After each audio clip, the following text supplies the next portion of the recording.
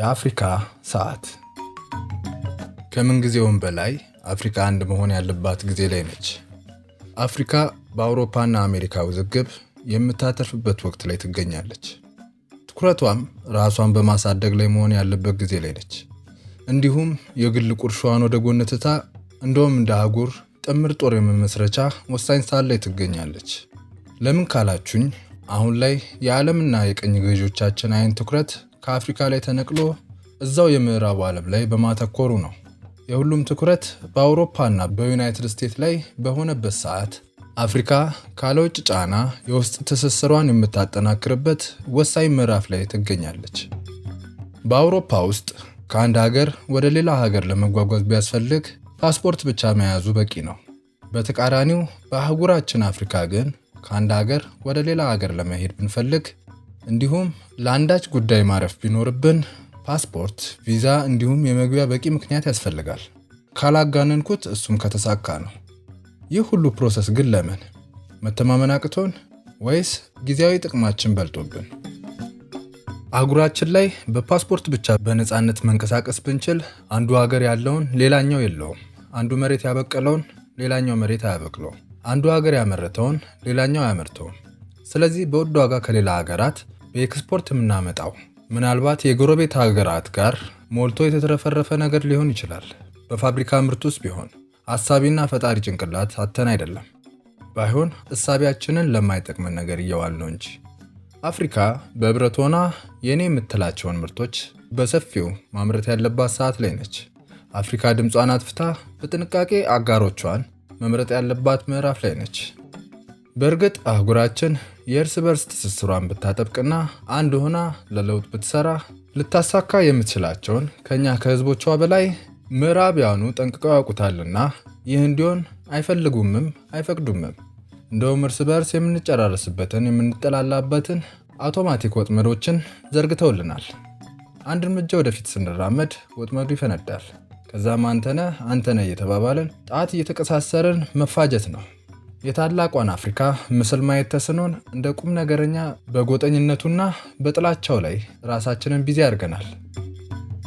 እቺን ቀላሏን የመከፋፈያ መንገድ መበጣጠስ ተስኖን እድሜ ልካችንን ለአሳዳሪዎቻችን ባሪያ ሆነን ቀርተናል።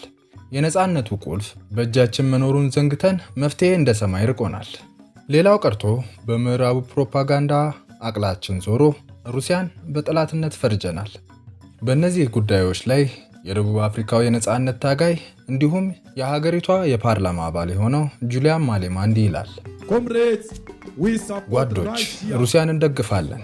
ለምን ቢባል ከአፓርታይድ ስርዓት በትግል ነፃ የምንወጣበትን የጦር መሳሪያ አስታጥቀውናል። በውትድርናውም በቁ እንድንሆን አሰልጥነውናል። በገንዘብ ረድተውናል፣ አስተምረውናል። ይህ ሁሉ ያደረጉልን ከአፓርታይድ መንግስት ከቀኝ ገዢዎቻችን ነፃ እንድንወጣ ነው። ከዩክሬን ጎን በፍጹም አንቆምም። ምንቆምበትም ምክንያት የለንም። እንደውም ዘለንስኪ ራሱ የሳውዝ አፍሪካ ምድርን እግሩ እንዲረግጥ አንፈልግም። ለምን? እሱ የምዕራባውያኑ ኃይል ተላላኪ አሻንጉሊት ነው። ጓዶች፣ ህዝቦቻችን እኮ በሱዳን እየተገደሉ ነው። የሰው ነፍስ እንደ ቀልድ እየጠፋ ነው። ስለዚህ ነገር ማንም ምንም ያለው ነገር የለም። ሁሉም ባላየ አልፎታል። ምክንያቱ ደግሞ የጠፋው የጥቁር አፍሪካዊ ህይወት በመሆኑ ነው። ይህን መሰል ኢፍትሐዊ ድርጊት አብረን ታግለን ማስወገድ አለብን። ለህፃናትና ሴቶች በህብረት ዘብ መቆም አለብን። ለሱዳናውያን ደከመን ሰለቸን ሳንል መታገል አለብን። የአህጉራችንን ሀብት ለመመዝበር ብለው ጥቁር በጥቁር ላይ የሚዘምትበትን፣ ጥቁሮች እርስ በርስ የምንጠፋፋበትን ሁናቴዎች እንዲፈጠሩ መፍቀድ የለብንም። አፍሪካውያን ከጫፍ እስከ ጫፍ አንድ መሆን አለብን። በዚህ ከባድ ጊዜ እርስ በርስ መገዳደሉን እንደ ቀልድና እንደ ቀላል ነገር ማየት የለብንም። ጓዶች፣ በሞዛምቢክ ያለውን ፍጅት አይተናል። የሞዛምቢክ ህዝቦችን የመታው በትር ሳውዝ አፍሪካ ላይም ተጽዕኖ መፍጠሩ አይቀሬ ነው።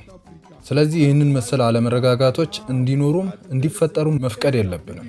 በሞዛምቢክ ሰላም እንዲሰፍን እንፈልጋለን። ነፃና ፍትሐዊ ምርጫ በሞዛምቢክ እንዲደረግ እንፈልጋለን። እንዲሁም በዚምባብዌም ራሱ ነፃና ፍትሐዊ ምርጫ እንዲደረግ እንፈልጋለን። የዚምባብዌ ህዝብ ፈሪነታቸውን ወደ ጎን ብለው የሙሉን ጋጉን መንግስት አስወግደው ሀገራቸውን በእጃቸው እንዲያስገቡ ጥሪ እናደርጋለን።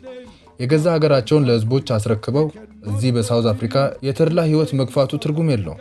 ፈርቶ በሰው ሀገር መሸሸጉ ለሀገራቸው ምንም ለውጥ አያመጣም። የሰው ሀገር ኑሮ ደስታ የለውም። የዚምባብዌ ተወላጆች ደስተኛ ህይወት መኖር የሚችሉት ከቤታቸው ተመልሰው ለስደታቸው መንስኤ የሆነውን ጨቋኙን አገዛዝ በማስወገድ እንዲሁም የሀገራቸውን ወርቅና መሰል አንጡራ ሀብቶች ሲመዘብሩ የከረሙትን ባለስልጣናት ዘብጥያ ሲወረውሩ ብቻ ነው። ዛሬም ድረስ ሙሉ በሙሉ ከሀገራቸው ነቅሎ ያልወጣውን ውስጥ ውስጡን ስሩን እያረዘመ ያለውን የአፓርታይድ ስርዓት ነቅሎ ስለመጣል ያወራውን የጁሊያን ማሌማ ንግግር እንዴት አያችሁት? ስለ ሱዳን፣ ስለ ሞዛምቢክ፣ ስለ ዚምባብዌ ያገባኛል ማለቱን፣ ስለ አፍሪካ መቆርቆሩን እንዴት አያችሁት? ስለ ሩሲያ አጋርነት ምን ተሰማችሁ? አህጉራችን እንደ ማሌማ አይነት ብዙ ንቅናቄ ፈጣሪዎች አያስፈልጓትም ትላላችሁ?